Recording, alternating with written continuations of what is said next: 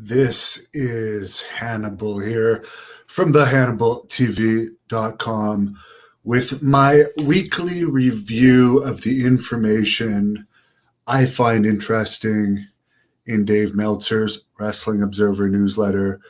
There's a lot more info in the newsletter that I don't find interesting that people can order for themselves if they want to know all the details.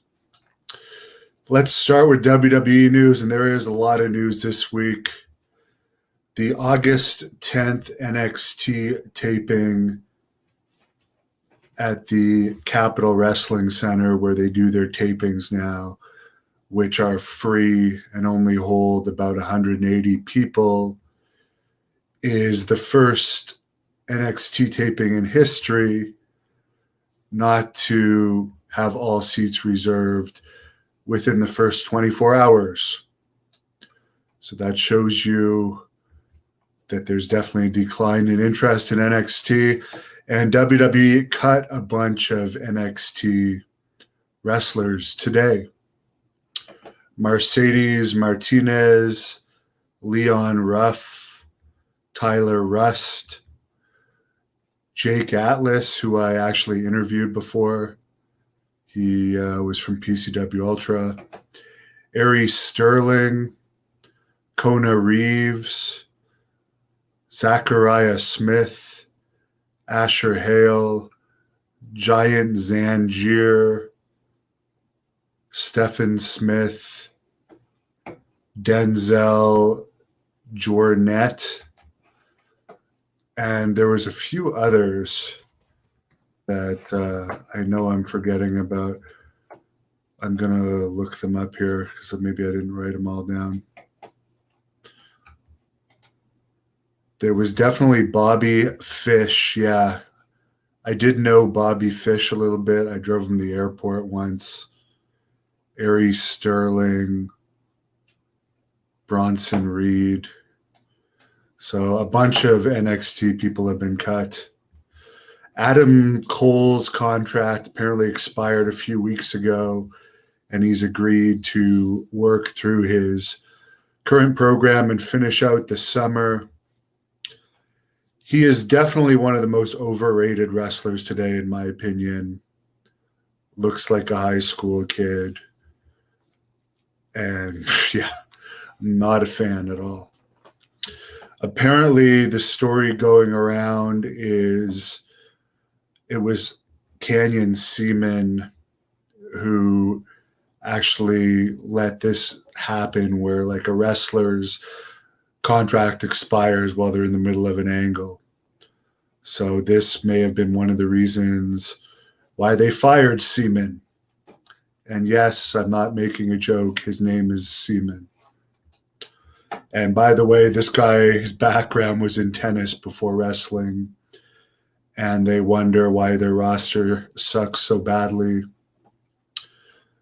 They hired a tennis guy as head of their talent relations for wrestling for years. Pete Dunne, his contract also ends around August 31st or September 1st. Another mini wrestler. I'm sure AEW would love to have him, since they seem to like those little guys, although they do definitely have some good big guys in AEW, such as Lance Archer. WWE also cut ties with Ric Flair on August 2nd and announced he was released on the 3rd. Flair is 72 and apparently had a big contract as an ambassador to WWE, as I see my dog walking around down here. Apparently, the current deal that Flair was under paid him more than he ever made in WCW, so it was a very good deal. It's unclear whether Flair asked for his 18, which was before AEW even started. So Meltzer points out that he would actually be surprised if Flair doesn't end up in AEW, as I'm going to grab my dog here because she's walking around and I know people like to see her.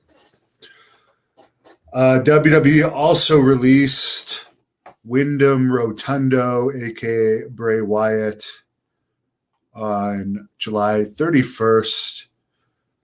Apparently, Rotundo, of course, he was the son of Mike Rotundo, IRS. He spent his entire career in WWE.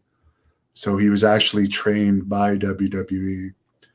Never had to pay any dues or anything like that on the indies. So do I feel bad for him? No. He was also making over $1 million a year, so he'll be just fine. John Cena actually made a comment about WWE relying on older wrestlers like himself and Goldberg as far as being draws for their major events, such as SummerSlam coming up. He said, quote, "Man, I wish there was some sort of fountain of youth where I could be a full-time contributor. The longer WWE continues to bet on an aging prospect, that makes their future a little less stable." End quote. Well, I do think the problem is none of the new guys are getting over. That's a sad part about it.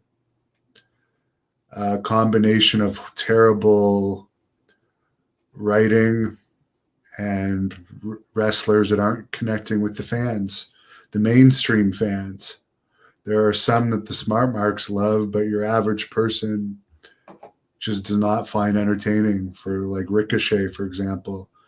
Nice guy. I've done an interview with him, but there's absolutely nothing that I find interesting about him. He's just like an acrobat, and I don't like going to the circus, so I don't like watching acrobatic wrestling.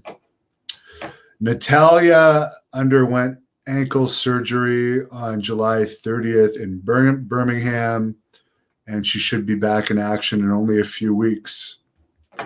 One of the advantages of working for WWE is getting fast treatment.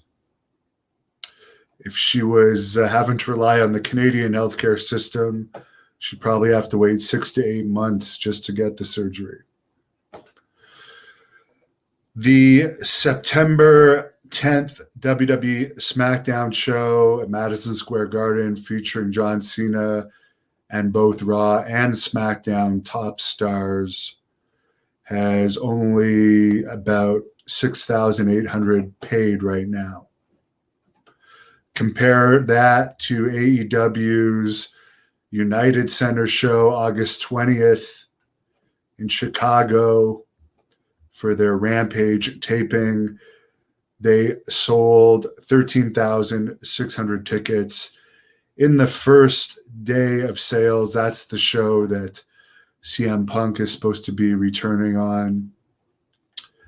So that goes to show you that AEW overall is a hotter ticket. However, SummerSlam has like 40,000 tickets out for their Las Vegas pay-per-view.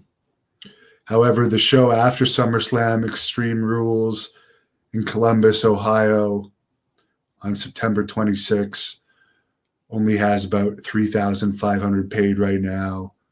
Compare that to AEW All Out, also in Chicago, on September 5th, that has 10,000 tickets sold. Dynamite this week did a 0.46 rating, tying its second best rating ever. It was taped in Jacksonville in front of 2,600 fans with 1,600 paid, so there was 1,000 comps.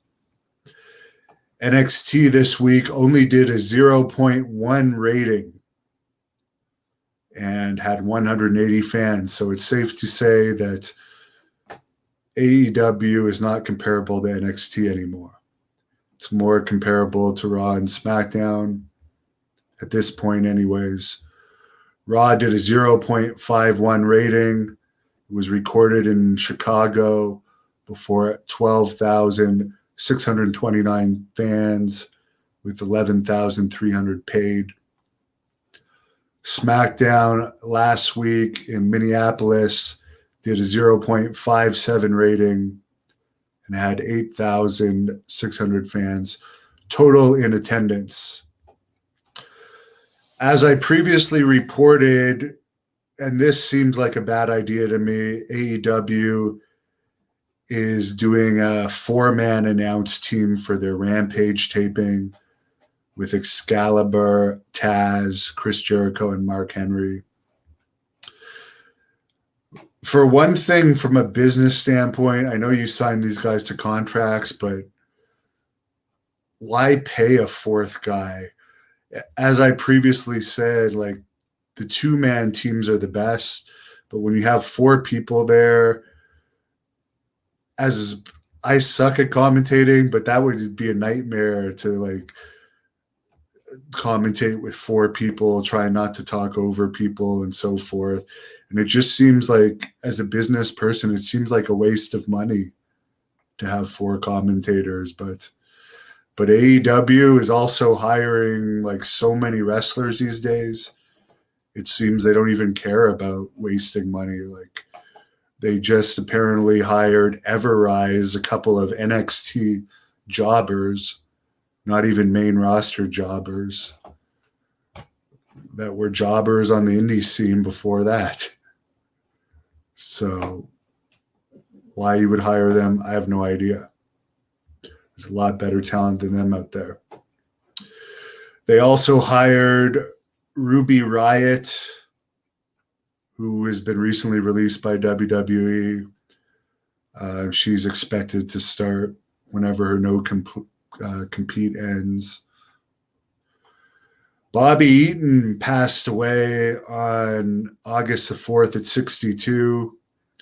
Apparently his body was in really rough shape.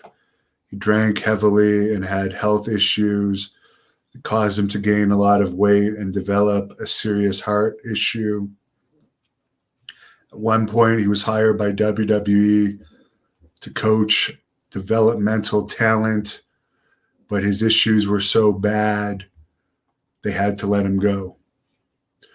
Now, when Meltzer says his issues were bad, I don't know if that's his health issues he's talking about or his drinking issues. I have no idea.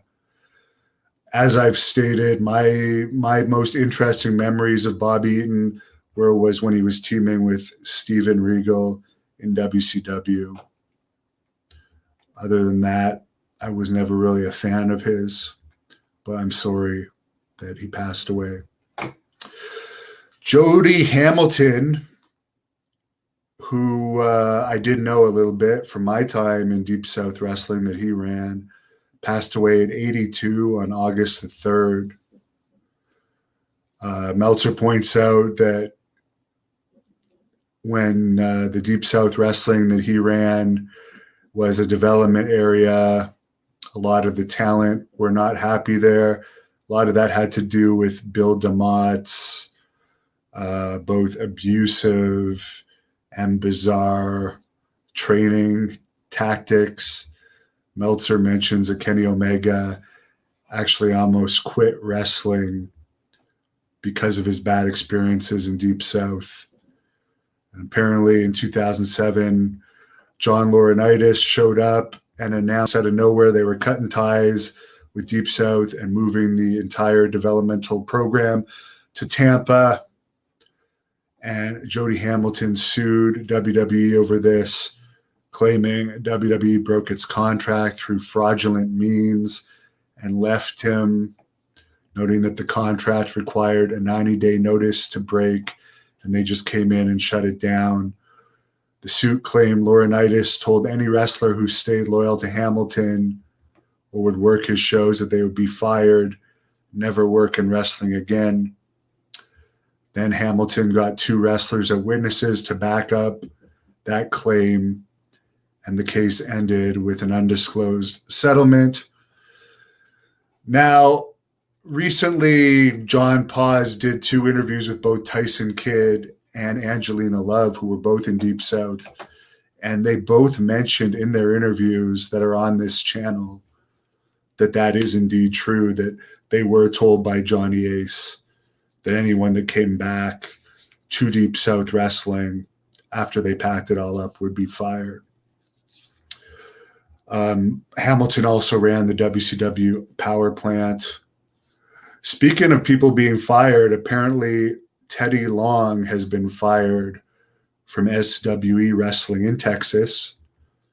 Very smart move. He was a cancer to that company. He had been the head booker there and was a terrible booker. And Lacey Von Erich is the new owner of SWE, so that's a step in the right direction. Long was a big waste of money, in my opinion. Bert Prentice, a longtime manager and promoter in Tennessee, passed away this week at the age of 63. He had been battling cancer.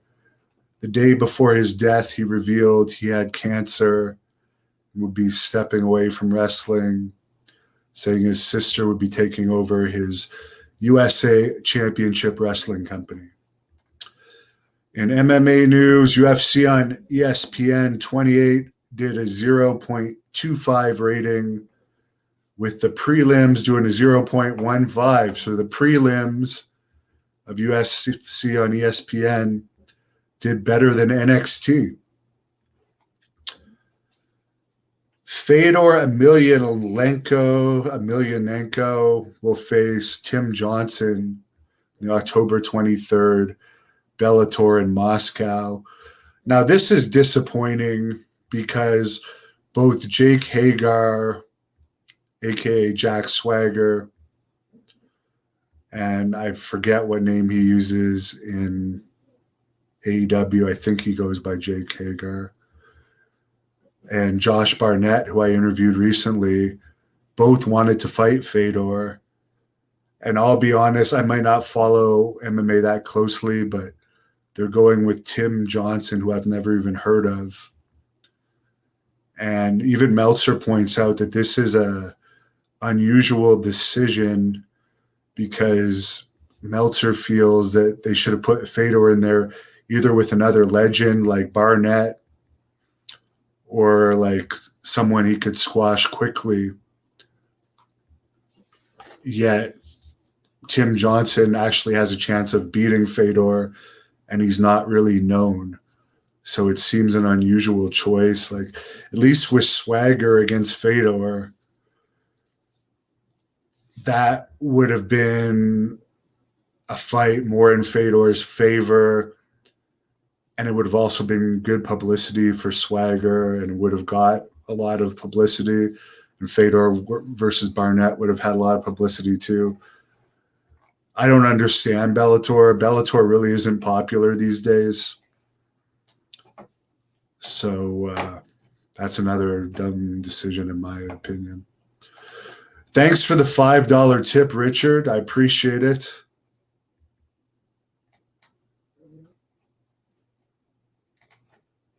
Yes, Spencer, I did talk about all the WWE releases. Someone says WWE should cut the bonuses of Vince and his family.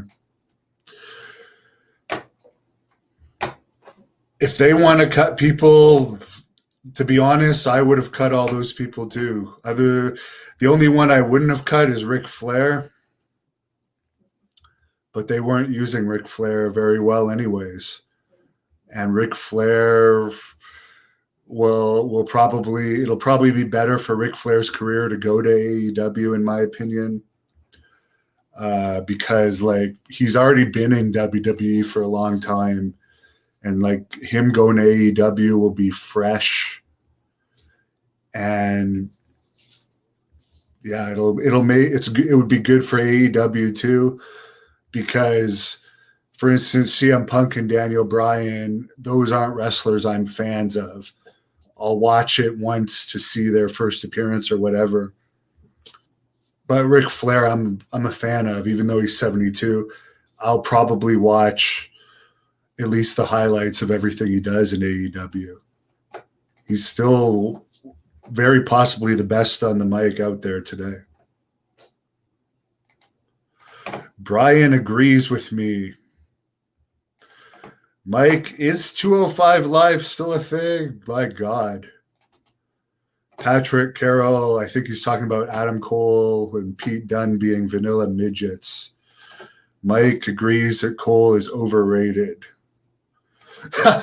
Joe says his little sister could take Adam Cole. Like, this is the kind, it's the people like Adam Cole that make wrestling just so uninteresting. Like, I interviewed Mike O'Hearn, Titan from American Gladiators this week, and he brought up like the coolness of wrestlers being larger than life characters, which they're more few and far between now.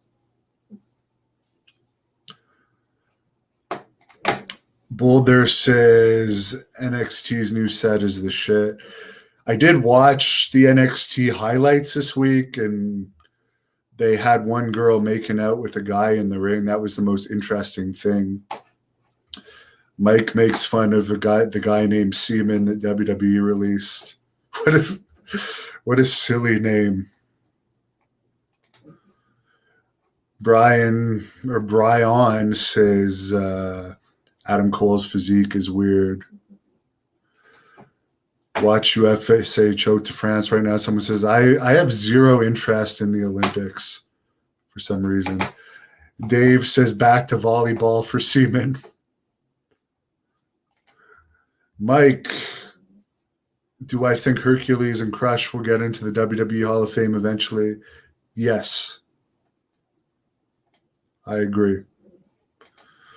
Boulder feels the fake cage holding back the wrestlers in the crowd pretending to be fans at NXT is crap. He doesn't like it. Noble gives me respect. Thank you. DJ says I'm more over than the majority of the WWE roster. Believe it or not, that's actually true. For instance, Everrise had their own YouTube channel, and they've been in WWE for years. And my YouTube channel is way, like, incomparably more popular than theirs. Zack Ryder, who was in WWE for years and started his YouTube channel long before me. Mine is more popular, but I don't care. I don't want to be in WWE. I just want to keep my channel growing. And I forgot to plug some of this stuff I'm working with. For instance, this event is going to be live on Fight, but will also eventually be on the Hannibal TV too. World Class Pro Wrestling, October 3rd in Wichita, as well as PCW Ultra, October 22nd in LA.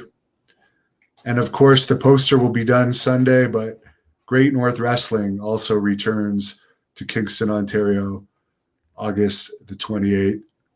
Tickets on sale now at ticketweb.ca. And that's halfway between Ottawa and Toronto. So the event will be from about 7 to 9:30. It's only a 2-hour drive from Ottawa, a 2-hour drive from Toronto. You can be home by midnight. And I believe this will be the first indoor wrestling event in Ontario since the pandemic. So it will be historical, and it will be recorded for the Hannibal TV. DJ Razor says Ric Flair back on TNT and TBS makes sense. I agree. And as much as people will say I'm an AEW hater, I'm not.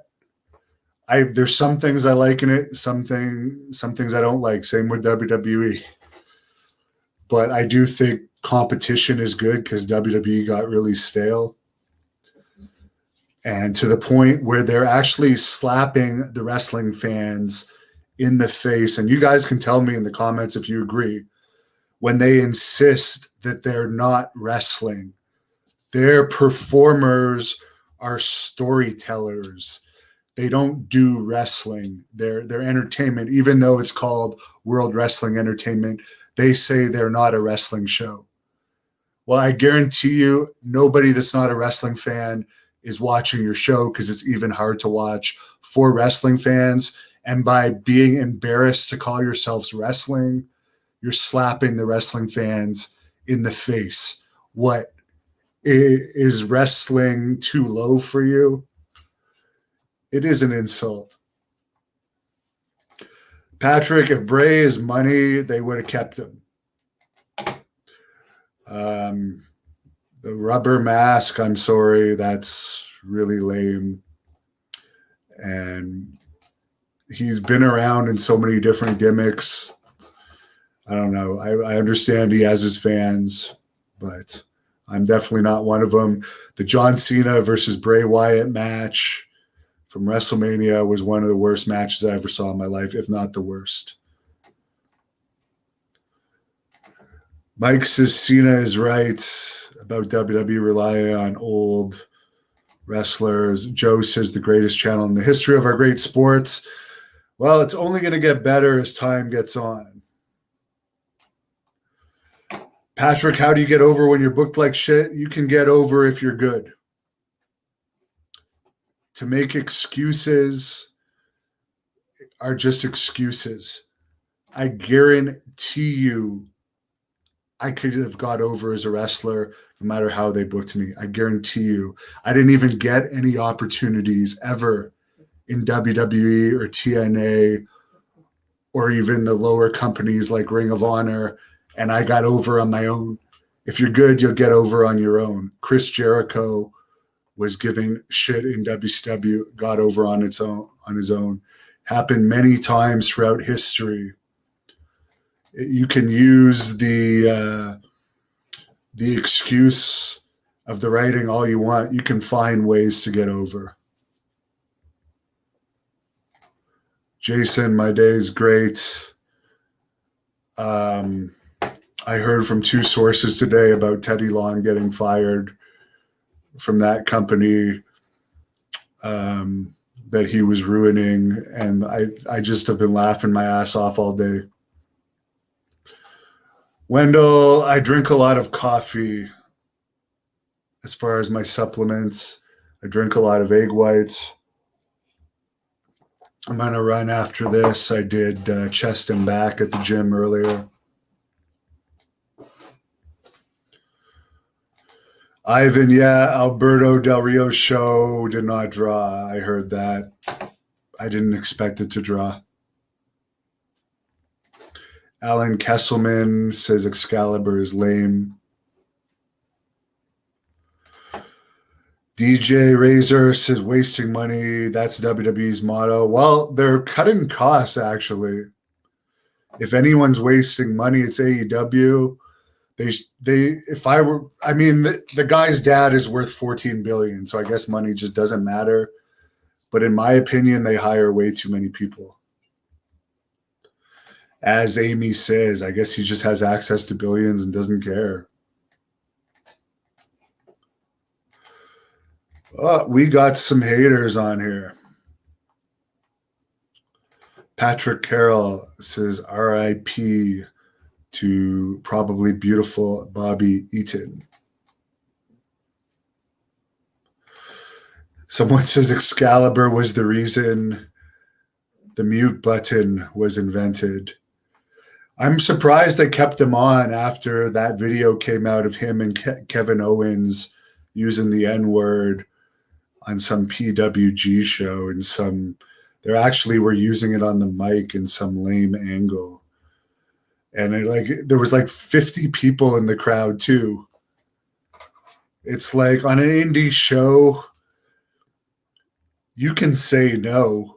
You're not getting paid huge money. You're not under contract. If a promoter goes out there and tells you to use the N-word in a promo, you can say no. This is not Hollywood where you're making hundreds of thousands for a movie. Anyways. Brian thinks I'm negative. Well, I'm actually a very positive person overall. I just speak my mind. I call things as I see them. And I'm actually doing great. My job is this. I don't even have to leave my house other than to work out. I actually really enjoy my job. I get to talk to my heroes, the people that I grew up idolizing. And I have a beautiful dog. She certainly wouldn't say I'm negative. Do you want me to fake it and pretend I like midget wrestling and acrobatic wrestling and pretend I get excited over that stuff? Would that make you feel better? Bronson Reed is the 2021 PN News. I don't even know who Bronson Reed is. May have been one of the guys that was fired. Arthur says, any update on Terry Funk? The last I heard was from Tommy Dreamer, who said he is in a retirement home and he's doing well. Murd says wrestling needs to be in the garbage. I don't know. There's some good stuff coming up. I have confidence in companies like PCW Ultra. Amy says, WTF, Fedor isn't fighting Jake Hagar. LOL, yeah. I don't know. Who is my favorite legend to interview? Well, since the Honky Tonk Man is the highest viewed shoot interview on YouTube with nearly 4 million hits, I'd have to say the Honky Tonk Man.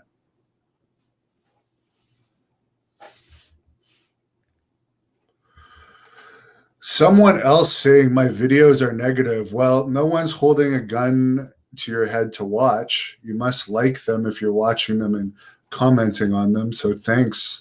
Thanks for making me the money.